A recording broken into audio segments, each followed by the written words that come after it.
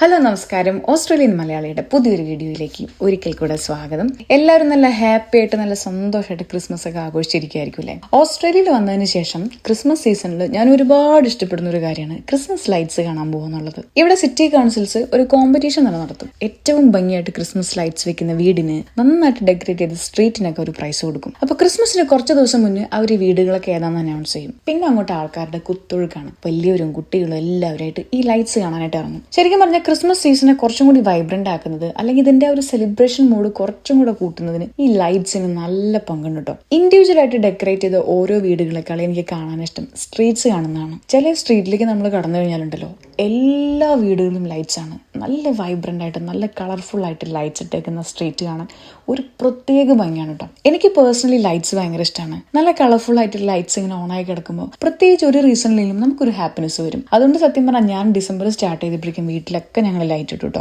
ഞാൻ മുന്നൊരു വീഡിയോയിൽ പറഞ്ഞിട്ടില്ലേ, ഒക്ടോബർ ലാസ്റ്റ് ആകുമ്പോഴേക്കും ഇവിടെ ഷോപ്പിലൊക്കെ ക്രിസ്മസ് ഐറ്റംസ് പർച്ചേസ് ചെയ്യാൻ കിട്ടുന്നു. ശരിക്കും പറഞ്ഞാൽ ഡിസംബർ ഫസ്റ്റ് വീക്ക് ആകുമ്പോഴേക്കും മോസ്റ്റ് ഓഫ് ദ ഷോപ്സിലും സാധനങ്ങളൊക്കെ കഴിഞ്ഞിട്ടുണ്ടാവും. പിന്നെ നമ്മൾ ഉദ്ദേശിക്കുന്ന സാധനം ചിലപ്പോൾ പോയി വാങ്ങിക്കാൻ തന്നെ കിട്ടിയെന്ന് വരില്ല. കടയിലുള്ള ഏതെങ്കിലും എടുത്തിട്ട് വരേണ്ടി വരും. കാരണം ക്രിസ്മസ് ടൈമിൽ ഷോപ്പിങ്ങിനും ഒരു ഫാസ്റ്റ്നെസ് കൂടുതലാണ് കേട്ടോ. ആൾക്കാരൊക്കെ പെട്ടെന്ന് സാധനങ്ങളൊക്കെ മേടിച്ച് ഡെക്കറേഷൻ ചെയ്യും. ത്രൂ ഔട്ട് ആ ഒരു മന്ത് ഫുള്ള് നമുക്ക് ആ ഒരു കളർഫുൾ ആയിട്ടുള്ള ഫീല്, ആ ഒരു വൈബ്രന്റ് ആയിട്ടുള്ള ഫെസ്റ്റീവ് ഫീൽ നമുക്ക് കിട്ടും. ഇത് അത്യാവശ്യം എക്സ്പെൻസീവ് ആയിട്ടുള്ള പണിയാണ് കേട്ടോ. ഈ പ്രൈസ് ഒക്കെ കിട്ടിയേക്കുന്ന ചില വീടുകളിൽ ചെല്ലുമ്പോൾ നമുക്ക് നല്ല ഭംഗിയായിട്ട് ഏതെങ്കിലും ഒരു കോർണറിൽ ഒരു ക്രിസ്മസ് വില്ലേജ് കാണാൻ പറ്റും. പല പല സാധനങ്ങളുടെ മിനിയേച്ചേഴ്സ് ഉണ്ടാക്കി വെച്ചേക്കുന്നത് കാണാം. അവിടെ യന്ത്രൂഞ്ഞാലിൽ കറങ്ങുന്ന കുട്ടികളെ കാണാം, സ്കേറ്റിംഗ് ചെയ്യുന്ന സായിപ്പിനെയും മദാമിനെയും കാണാം, ഡിസ്നി പ്രിൻസസിനെയും അവരുടെ ടീമിനെയും കാണാം, മഞ്ഞ് കാണാം. ഒരു പ്രത്യേക വൈബാണ് കേട്ടോ ഈ ഒരു ക്രിസ്മസ് വില്ലേജ് കാണാനായിട്ട്. ഫസ്റ്റ് പ്രൈസും സെക്കൻഡ് പ്രൈസും കിട്ടിയ വീടുകളിൽ ഇത്തവണ ഞങ്ങളത് കണ്ടായിരുന്നു. തേർഡ് പ്രൈസ് കിട്ടിയത് ശരിക്കും പറഞ്ഞാൽ ഞങ്ങളുടെ ഒരു നൈബറിനായിരുന്നു കേട്ടോ. തൊട്ടടുത്ത് ഒരു 2 മിനിറ്റ് വാക്ക് ഡിസ്റ്റൻസിലായിരുന്നു. എനിക്കിവിടെ ക്രിസ്മസ് ലൈറ്റ്സ് ഒക്കെ കാണാൻ പോകുമ്പോൾ ചെറുതായിരിക്കുമ്പോൾ നാട്ടിൽ നമ്മൾ പുൽക്കൂടും ക്രിസ്മസ് ലൈറ്റ് ഒക്കെ കാണാൻ പോകാറുണ്ട്.